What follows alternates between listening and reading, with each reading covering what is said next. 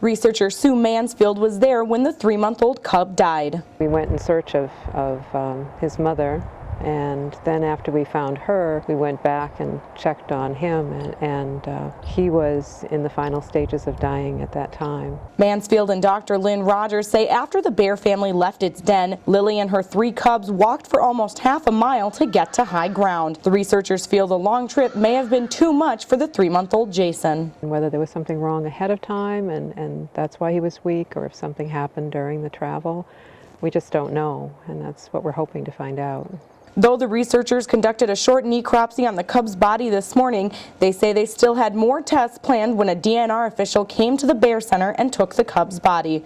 DNR officials we spoke with said Dr. Rogers did not have the correct permits to maintain custody of the cub's body. Dr. Rogers doesn't have what's known as a collection permit or a carcass permit. His permit to do his research does not include a permit to keep the dead carcasses of his study animals.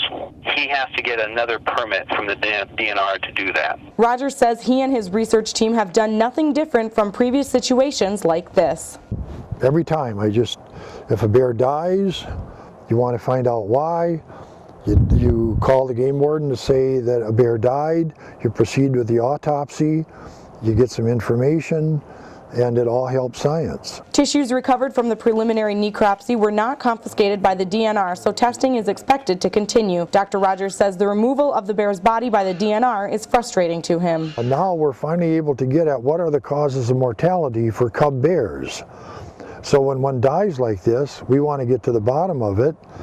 And we're being prevented from doing that, and I don't know what to say. DNR officials say the confiscation of remains in situations like this is standard procedure and should not reflect negatively on Dr. Rogers' research. Officials also say once the animal has been examined, if Dr. Rogers would like the carcass back, in all likelihood, he would get it back. Near Ely for Range 11, I'm Elaine Crecelius. Okay, you eat those.